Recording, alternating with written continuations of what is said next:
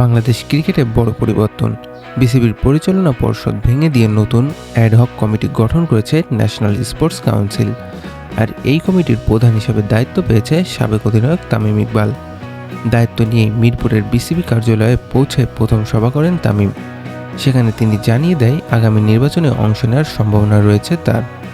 নতুন এই 11 সদস্যের কমিটি আগামী 3 মাসের মধ্যে বিসিবির নির্বাচন আয়োজন করবে এবং ততদিন বোর্ডের সব কার্যক্রম পরিচালনা করবে।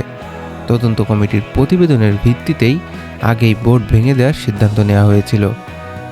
তামিম বলেন, আমরা একটি সুষ্ঠু ও নিরপেক্ষ নির্বাচন করতে চাই, যেখানে সবাই অংশ নিতে পারবে। এদিকে তামিমের দায়িত্ব নেওয়ার খবরে বিসিবির প্রাঙ্গণে দেখা গেছে উৎসবমুখর পরিবেশ, সমর্থকদের ভিড় আর স্লোগান। এখন দেখার বিষয় এটাই, তামিমের নেতৃত্বে কি বদলে যাবে বাংলাদেশের ক্রিকেট ভবিষ্যৎ।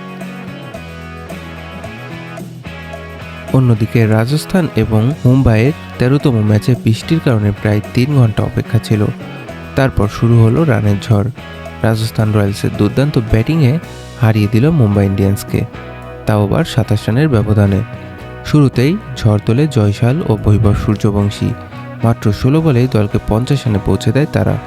বৈভব 14 বলে 39 রান করেন, আর জয়সাল 32 বলে 77 রানের বিধ্বংসী ইনিংস খেলে ম্যাচের মোড় ঘুরিয়ে দেয়। 11তম ওভারে 150 রান তুলে বিশাল চাপ তৈরি করে রাজস্থান। জবাবে ব্যাট করতে নেমে শুরু থেকে ভেঙে পড়ে মুম্বাই ইন্ডিয়ান্স।